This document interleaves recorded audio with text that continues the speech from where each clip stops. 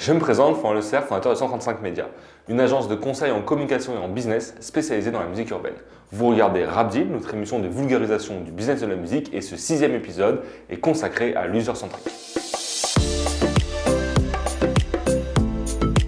Dans cette vidéo, nous allons parler de l'user-centric, une nouvelle méthode pour partager l'argent du streaming qui est censée être plus équitable pour les artistes.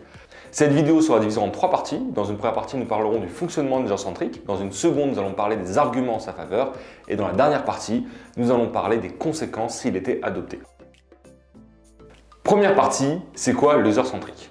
L'user-centric est un nouveau modèle de rémunération du streaming qui est censé faire en sorte que les auditeurs rémunèrent les artistes qu'ils écoutent. Pour simplifier la vidéo, on va partir du principe que 100% du revenu des abonnements est reversé aux artistes. Mais dans les faits, une partie sert à rémunérer la plateforme. Actuellement, les revenus du streaming sont redistribués sous un système de pot commun, le market centric. En fait, ce qu'on fait, c'est qu'on va additionner l'ensemble des revenus générés par les abonnements que l'on va diviser par l'ensemble des écoutes faites par l'ensemble de ces abonnements. Et on aura après un prix par écoute. Exemple, si on a 2 millions d'euros qui sont générés grâce aux abonnements, qu'on a 200 millions de streams par mois sur ces mêmes abonnements, on va diviser 2 millions par 200 millions et on obtiendra 1 centime par écoute. Le souci de ce modèle-là, le market centric, c'est que les gros consommateurs qui font beaucoup plus d'écoutes vont donc redistribuer beaucoup plus d'argent alors qu'ils payent le même abonnement. Actuellement, 30% des auditeurs des plateformes de stream, donc 30% des plus gros auditeurs, redistribuent 70% des revenus, puisqu'ils font 70% des écoutes, mais que 30% des abonnements. On a une sorte d'inégalité entre l'utilisateur qui écoute beaucoup et celui qui écoute moins alors qu'il paye le même prix. C'est pour ça qu'un nouveau modèle est en train de monter, le user-centric. Dans ce modèle, on distribue l'argent de l'abonnement de l'utilisateur uniquement aux artistes qui l'écoutent. On va diviser les revenus qu'il génère avec son abonnement par le nombre d'écoutes qu'il a faites et chaque écoute aura un pourcentage de son abonnement. L'exemple typique des défenseurs de ce modèle, qui est d'ailleurs assez représentatif, c'est qu'on aurait 2 auditeurs. D'une part, Manon, 18 ans, fan de rap, qui écoute 800 morceaux par mois.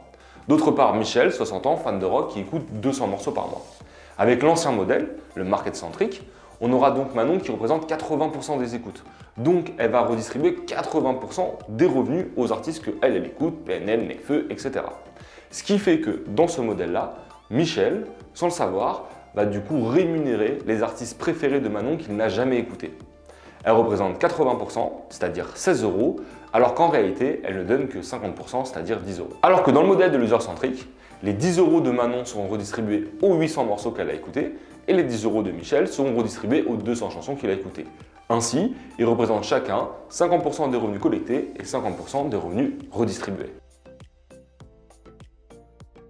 Deuxième partie, pourquoi changer? De nombreux acteurs défendent l'user-centric, Deezer en tête, avec 3 principaux arguments. Premier argument, améliorer la visibilité de certains genres musicaux. On va ainsi baisser la surreprésentation du rap pour permettre à d'autres genres comme le classique ou le rock d'émerger. Deuxième argument, éviter la triche. Avec le système actuel, les artistes qui vont acheter des streams avec le système de ferme-à-clic vont du coup faire plus d'écoutes et venir prendre l'argent du pot commun des artistes qui eux n'ont pas triché. Troisième argument, on va mieux rémunérer les artistes. Avec ce système-là, on pense avoir une meilleure rémunération des petits artistes face aux gros artistes. Malheureusement, de nombreuses études ont été faites sur le sujet. La SACEM, Deezer, Spotify, chacun a fait son étude, mais à la fin, les résultats de chaque étude est très différent. En fait, la plupart des structures qui soutiennent le user-centric le font pour des raisons idéologiques, en se disant que c'est plus juste que l'argent des auditeurs aille à ceux qu'ils ont écoutés.